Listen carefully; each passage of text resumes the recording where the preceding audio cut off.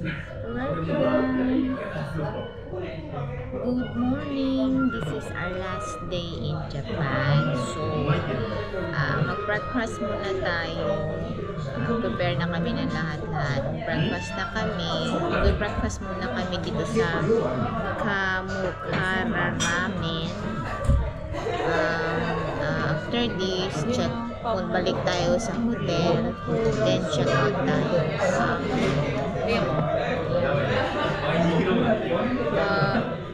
I-figure out pa namin kung paano kayo pupunta doon kasi yung flight namin is 7 o'clock pa ng gabi. Alas 10 pa nagbubukas ng mga mga stores dito. So, check out namin 10 o'clock. So, siguro diretso na kami sa station to buy ticket.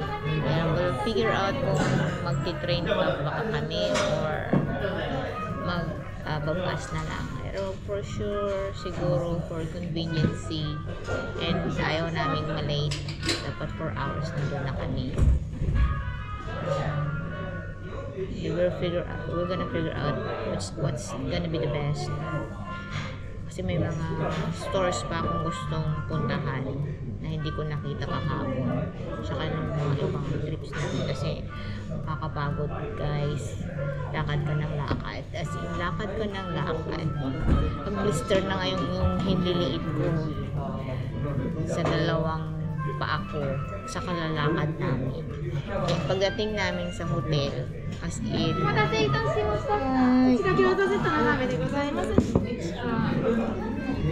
tapos pagod na pagod kami kaya nakakatulog na lang kami ng gano'n.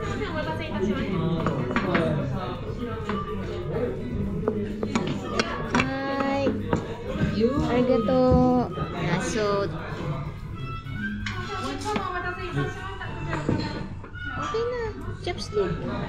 Sa panggo. Hindi, chopstick. Diyan ka na. Wow! So, ito yung pagkain namin ngayon.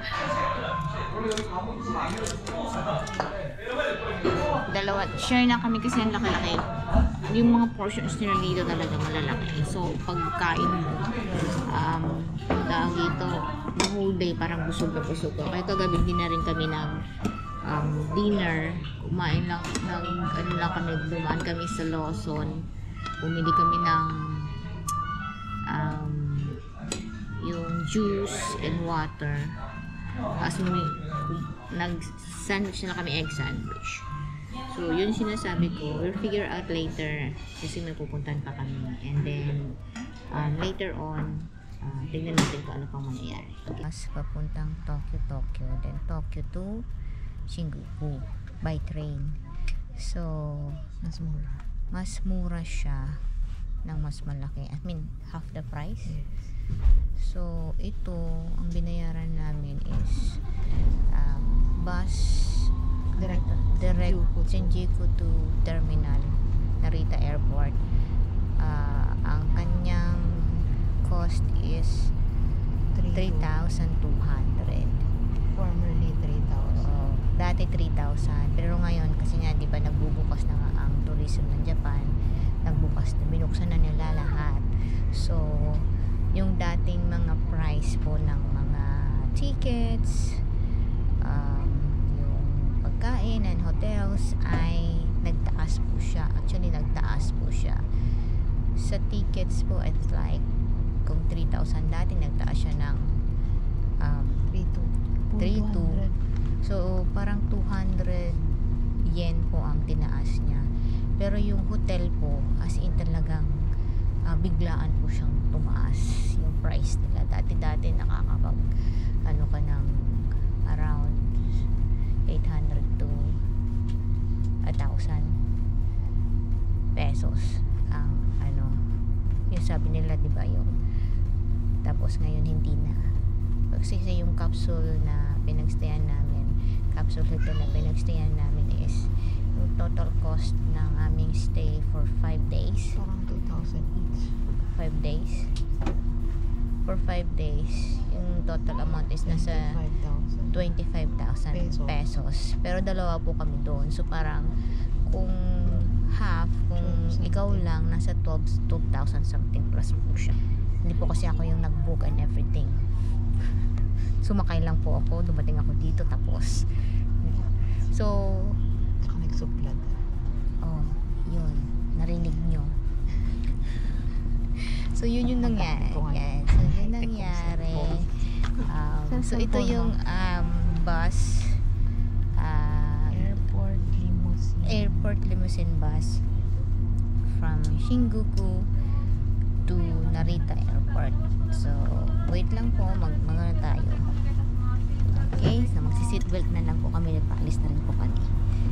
Okay, konti lang po ang tao, kami lang. Ito, tignan nyo.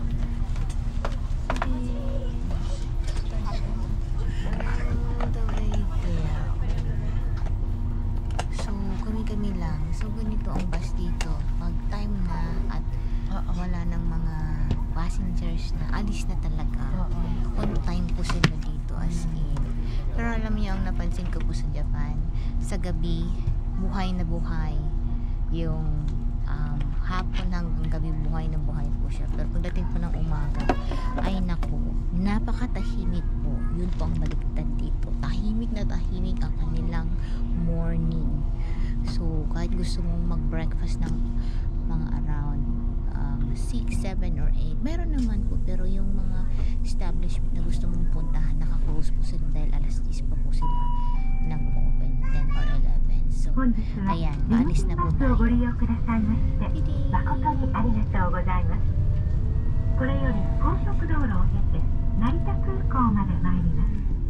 There you 途 go. 中道路事情により多少の延着もございますので、あらかじめご了承ください。 Same thing po yung terminal station. Saan tayo magbabay ng ticket nung pumunta ng Mount Fuji. Same din lang po siya. Sa place lang po ang kanilang bus terminal. シートベルト So, を着用の上、 ito po, お座席よりお立ちになりませんようお願い申し上げ palabas na po ます。 kami. Okay? なお、車 I'll 内 update you 禁煙 later. でございますので、